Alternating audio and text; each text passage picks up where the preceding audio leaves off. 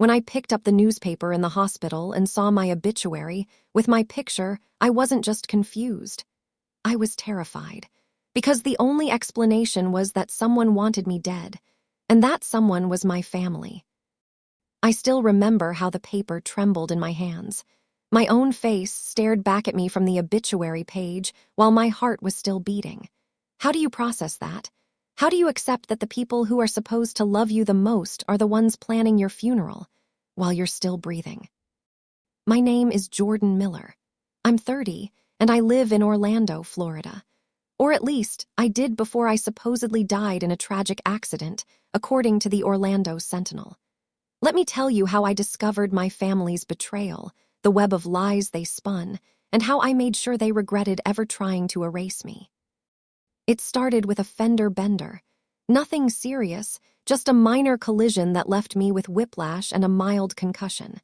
The hospital kept me overnight for observation. That's when everything changed. I was scrolling through local news on my phone when I saw it. My name in bold, Jordan Miller, 30, passed away unexpectedly on Tuesday. I thought it was a mistake, some bizarre coincidence. But then I saw my picture.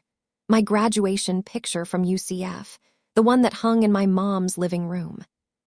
My obituary listed my mother Patricia, stepfather Robert, and brother Eric as the grieving family.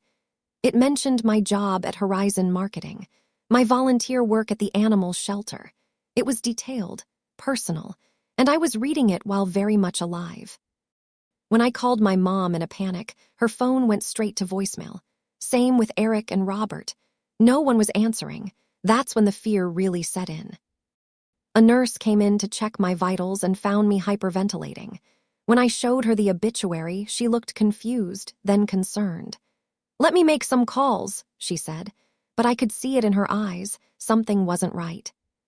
Hey guys, if you're enjoying this story so far, please hit the like button and let me know in the comments if you've ever experienced someone betraying your trust. Sometimes sharing our stories helps us feel less alone. Now, back to what happened next. That night, I couldn't sleep. My phone remained silent, no worried texts asking where I was, no missed calls from family wondering why I wasn't responding. It was as if I had already been erased. The next morning, Dr. Patel came to discharge me. He seemed nervous, checking my chart many times. "There seems to be some confusion with your paperwork," he said. "The system shows, well, it shows you were declared deceased yesterday afternoon." My stomach dropped. "That's impossible, I'm right here." Of course, he said, avoiding eye contact. "Just a system error, I'll have it corrected." But it wasn't just a system error. When I was finally discharged, I went straight to my apartment. The lock had been changed. Through the window, I could see people inside, my mother and brother boxing up my things. I knocked frantically. When my mother opened the door, her face went white. She stumbled backward like she'd seen a ghost, which, in her mind, she had. "Jordan," she whispered, "how are you?" "Alive," I finished for her. "Sorry to disappoint you." Eric dropped the box he was holding. "This isn't what it looks like," he said. But it was exactly what it looked like. They were clearing out my apartment because, as far as the world was concerned, I was dead. And they knew it. I pushed past them into my own home. "What did you do?" I demanded. My mother's shock quickly transformed into something else, calculation. I'd seen that look before when she was cornered. "There was a mistake," she said carefully. "The hospital called us. They said you had complications, that your heart stopped. We were devastated, Jordan." "So devastated you're here taking my stuff instead of at the morgue identifying my body." My voice was shaking. "Why is my death in the newspaper? Why are you packing up my apartment?" "We need to call Robert," Eric muttered to my mother. That's when I knew it went beyond them. My stepfather was involved too. I told them to get out. Surprisingly, they left without much argument, whispering urgently to each other. My mother tried to hug me at the door, a reflex or maybe a performance. I recoiled. After they left, I sat in my living room trying to make sense of it all. Why would my family fake my death? The answer had to be money, but I didn't have any. I lived paycheck to paycheck like most people my age. That night, I couldn't stay in my apartment. It felt contaminated. I checked into a motel under a different name and began my investigation. First, I needed to understand what had happened to me. I called an old college friend who worked at Florida Hospital. She agreed to look into my records. What she found chilled me to the bone. Jordan, according to the system, you were pronounced dead at 3:42 p.m. yesterday. There's a death certificate and everything, signed by Dr. William Sanders. I've never heard of him. He's not even on staff here, she said. This is really weird. Can you send me everything? She hesitated. That's illegal, but I'll see what I can do. The next morning, I had copies of my medical records and death certificate in my email. Cause of death: cardiac arrest following complications from a traumatic injury. It was all a lie. I needed to understand what my family stood to gain. I started with insurance policies. I'd never taken out a life insurance policy that I knew of, but I wondered if one had been taken out in my name. I called every major insurance company, posing as my mother with my social security number and birth date. After several dead ends, I struck gold with Meridian Life Insurance. Yes, Mrs. Miller, we received the claim paperwork yesterday. Our deepest condolences for your loss. The policy on Jordan was one of our premium packages, $2 million. Once we verify the death certificate, the payment process should take about 2 weeks. $2 million. I dropped the phone. I thanked the representative and hung up. Then I called 3 more insurance companies. By the end of the day, I had discovered policies totaling $4.5 million, all on my life, all listing my mother and stepfather as beneficiaries. Policies I never knew existed. Policies that had been taken out over the last 5 years, with premiums paid regularly. This wasn't opportunistic, it was premeditated. I needed proof and documentation. I drove to my mother's house when I knew she would be at her book club. The spare key was still under the ceramic frog by the back door. Some things never change. Inside, I headed straight for Robert's home office. My stepfather was meticulous about paperwork. He had been since he married my mom when I was 15. If there was evidence, it would be here. I searched for an hour before finding a locked file cabinet. The key wasn't in any obvious place, but I remembered Robert's habit of taping important keys underneath his desk drawer. There it was. Inside the cabinet were folders labeled with each family member's name. Mine was the thickest. It contained copies of insurance policies, my medical records going back years, and something that made my blood run cold: a folder labeled Contingency Plan. Inside were printed Google searches: undetectable poisons, making murder look like an accident, how to administer insulin to a non-diabetic. There were maps marked with remote locations in the Everglades, notes about police patrol patterns. They weren't just planning to fake my death. They had a backup plan to actually kill me. I photographed everything with shaking hands, then carefully replaced it all. As I was leaving, I heard a car in the driveway. I slipped out the back door just as my mother and Aunt Diane entered through the front. I hid behind the garden shed, close enough to hear them through the open kitchen window. "Patricia, you need to calm down," my aunt said. "The plan can still work." "She's alive, Diane. She came to the apartment."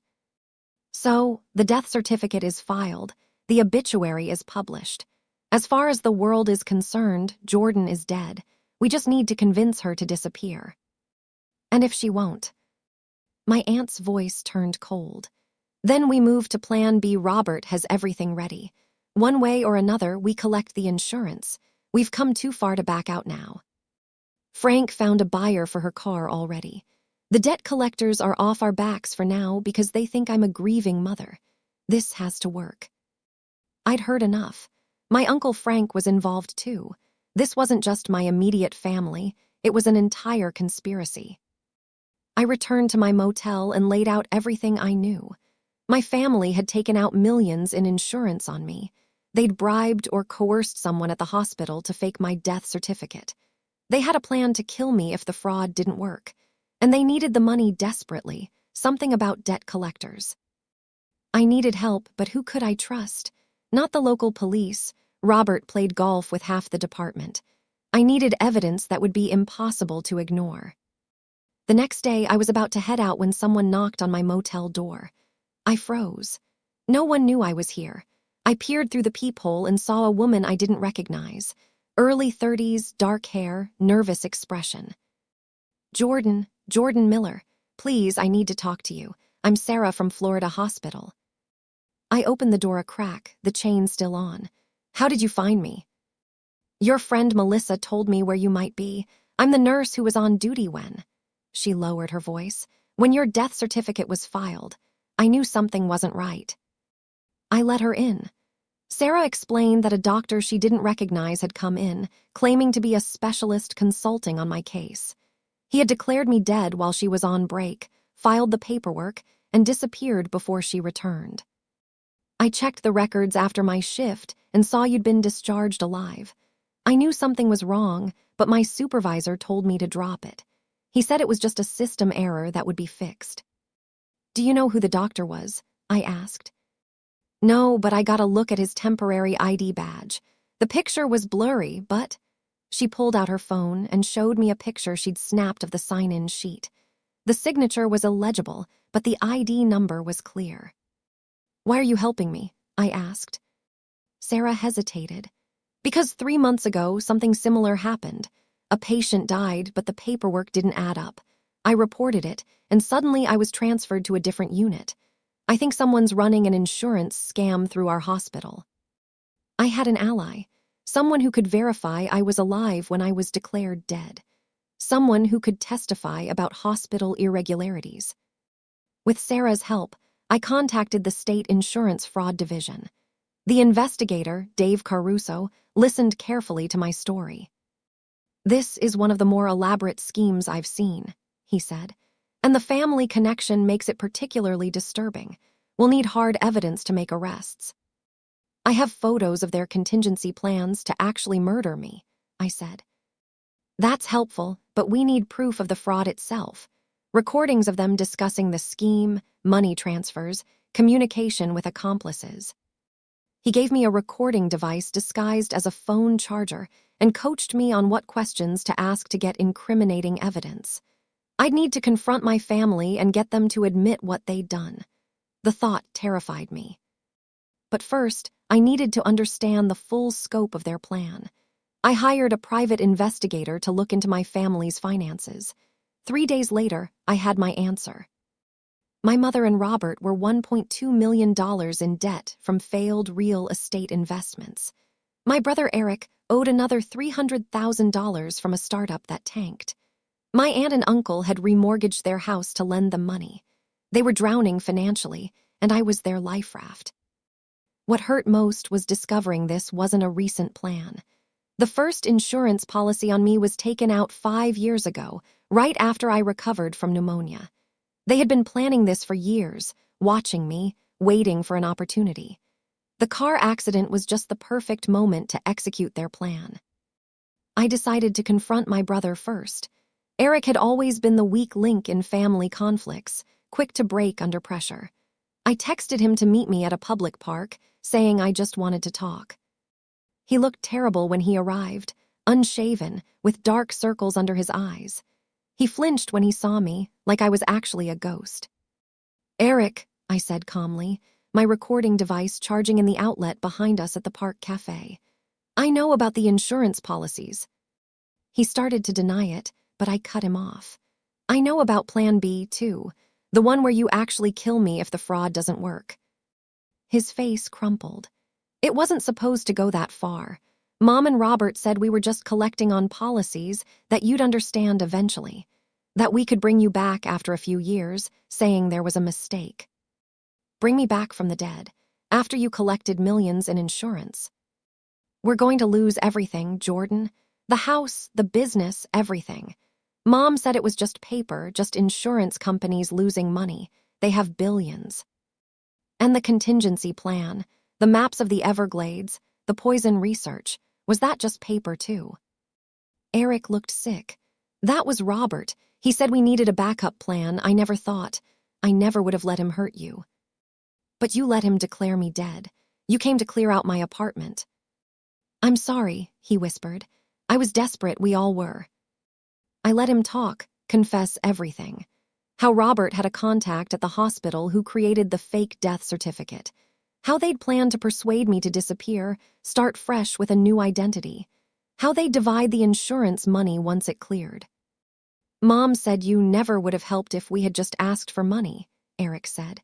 "That you always thought you were better than us." That stung because it held a grain of truth. I had distanced myself from their financial chaos over the years and refused to get pulled into their schemes.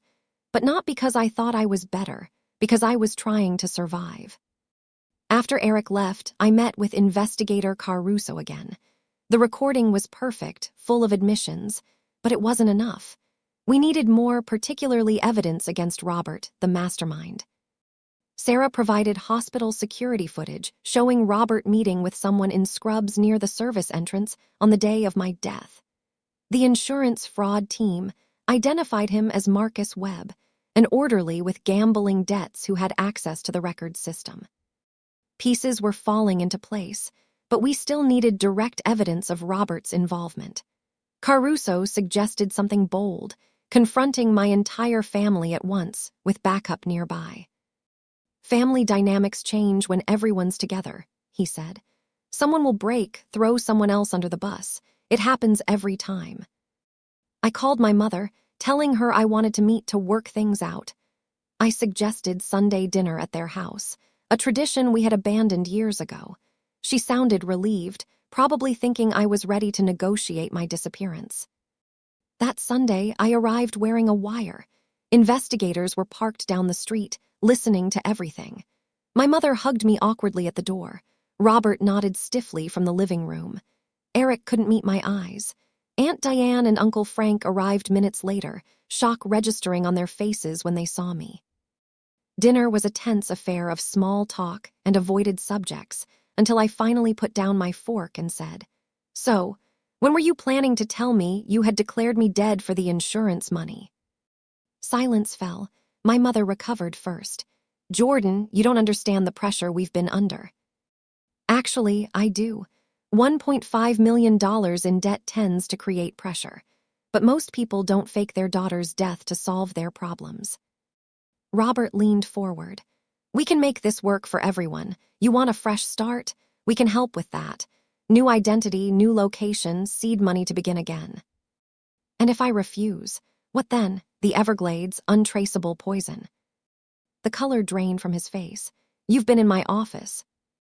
"I've been to a lot of places, I've seen a lot of things." I placed a folder on the table. "Copies of insurance policies I never signed, a death certificate with forged doctors' signatures, maps, research on murder methods. You've been very thorough." "This is ridiculous," Aunt Diane snapped. "We were trying to help you."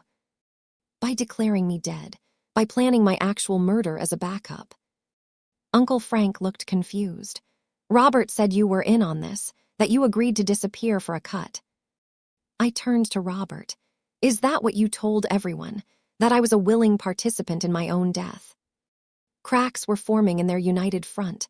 My mother was crying silently. Eric looked like he might vomit. "We can fix this," Robert insisted. "The insurance hasn't paid out yet. We can say it was a mistake." "And Marcus Webb, the orderly you bribed, the fake doctor ID you used, how do we fix that?" The blood drained from Robert's face. He hadn't expected me to know those details. "Who have you talked to?" he demanded. "Everyone," I said. "Insurance investigators, hospital security, the state fraud division." Panic erupted. Aunt Diane accused Robert of assuring her that everything was legal. Uncle Frank said he'd only agreed to buy my car, nothing more. My mother pleaded ignorance about the contingency plan. Robert, seeing that he was being sacrificed, turned on everyone else. "This was Patricia's idea. She took out the first policy years ago." My mother gasped. "After you suggested it, when we thought we might lose the house." They turned on each other like wolves, each confession damning the others further. All recorded, all seen by investigators listening nearby. When investigator Caruso and his team finally entered, The family was in complete disarray. The arrests were almost anticlimactic after the emotional bloodbath of dinner. As they were led away in handcuffs, my mother looked back at me. "I never would have let them hurt you," she said. "You have to believe that." But I didn't believe it. The evidence said otherwise. The next few months were a blur of legal proceedings. Insurance fraud. Conspiracy. Attempted murder charges for Robert, based on his detailed plans and the testimony of an accomplice he had tried to hire to carry them out if necessary. The case made national news. Family fakes daughter's death for insurance millions was just one of many headlines. I received interview requests from every major network, all of which I declined. My testimony helped secure convictions for everyone involved. Robert received 15 years. My mother and aunt, 7 each. Eric and Uncle Frank got 5 years with the possibility of parole after 3 due to their cooperation. Sarah, the nurse who helped me, received a whistleblower award from the insurance companies and a promotion at a different hospital. The orderly who helped create the fake death certificate made a plea deal for testifying against his accomplices. As for me, I had to rebuild my life from the ashes of my fake death. My credit was ruined. My job had been filled. Many friends had mourned me and moved on. I felt like a ghost in my own life. But there was one final card to play. During the investigation, we discovered that the insurance policies taken out on me were actually valid. My signatures had been forged, but the policies themselves were legitimate. And since I hadn't died, no fraud had actually occurred with the insurance companies themselves, only attempted fraud. Under Florida's Slayer statute, anyone who tries to kill a person cannot enjoy their death. Insurance companies typically void policies in such cases, but my lawyer found a loophole. Since I wasn't dead, the policies remained in force, but the beneficiaries were disqualified due to their criminal actions against me. In a twist that made even the judge smile, I was able to cash out all the insurance policies myself, as the living insured who was the victim of the conspiracy. The insurance companies fought it briefly, then settled rather than face more bad publicity. The $4.5 million payout didn't erase the betrayal, but it gave me the freedom to start over. I moved to the Pacific Northwest, changed my last name legally, and started a foundation to help victims of family fraud and betrayal. On the first anniversary of my death, I visited my family in prison, not for reconciliation, that might never be possible, but for closure. My mother cried when she saw me. "I think about what we did every day," she said, "how we could have hurt you so badly." "You did hurt me," I replied. "You just didn't succeed in killing me." "I never would have let it go that far," she insisted. "The problem is, Mom, I'll never know if that's true." Robert refused to see me. Eric apologized again and again, making promises about when he got out. Aunt Diane blamed everyone but herself. Uncle Frank seemed genuinely remorseful, having apparently not understood the full scope of the plan until it was too late. I left feeling empty but resolved.